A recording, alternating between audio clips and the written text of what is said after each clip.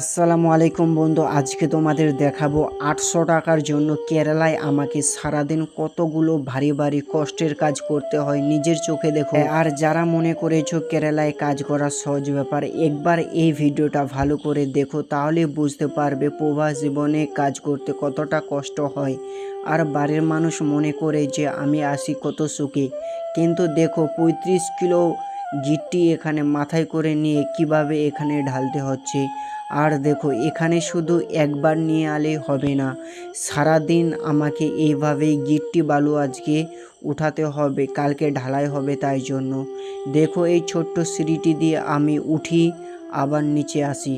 আর এখান থেকে আমরা সব গিট্টি বালুগুলো এখান থেকে ভরে আমরা সব, এই যে তোমরা দেখতে পাচ্ছ এখানে আমার মিস্ত্রি গিট্টিগুলো ভরছিল। আর এই যে দেখো এই ছোট্ট সিঁড়িটা দিয়ে আমি উপরে উঠে যাচ্ছি, কিন্তু দেখো এখানে আমি কতগুলো গিট্টি বালু তুলেছি, কিন্তু এখানে ছিল এগুলো, কিন্তু পাশে বন্ধু আরও অনেকগুলো ছিল, যেটা কিন্তু তোমাদের দেখালাম না।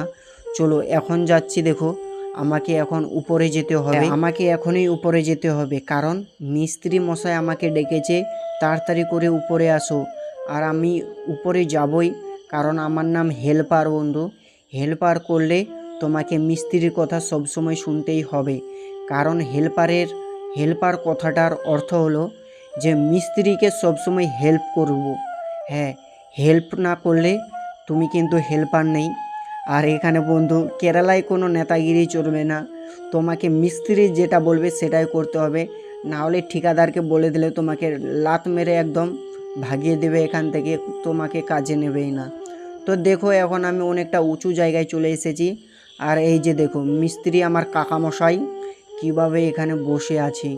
তো চলো এখানে দেখো কিভাবে আমি কাজটা করছি। আর এগুলো টালির উপরে চড়ে আমি, এই যে দেখো এই ছোট্ট ছাদটা কালকে ঢালাই হবে, তাই জন্য আজকে রডগুলো বাঁধাবাঁধি কাজ চলছে। আর আমরা নিচে বালুগুলো তুলছিলাম কালকে ঢালাই করার জন্য। এই যে দেখো এখান থেকে ওই যে নিচে রড কাটাকাটি চলছে, একটা মামা আছে, একটা দাদা আছে। আর কতটা উঁচু জায়গায়, এটা দুতলার উপরে আমরা আছি। এই যে দেখো নিচে চলে এসেছি। আর দেখো এখানে আমাদের মিস্ত্রি মশাই কিভাবে রডগুলো কাটছে এই ছোট্ট মেশিনটি দিয়ে। তোমরা কি রড কাটা কখনো দেখেছো? দেখো কিভাবে এখান থেকে ছোট্ট ছোট্ট আগুনের ফোলাগুলো বাইরে আসছিলো। কিন্তু দেখো তোমাদের আর একটা কষ্টর কাম দেখাই, কিভাবে রডগুলো রশিতে বেঁধে দিয়েছে নিচে, আর আমি কিভাবে উপরে টেনে উঠালাম এই রডগুলো। এখানে 10টা রডের মতো ছিল, এই 10টা রডের ওজন হবে 7 কিলো হবে মনে হয়।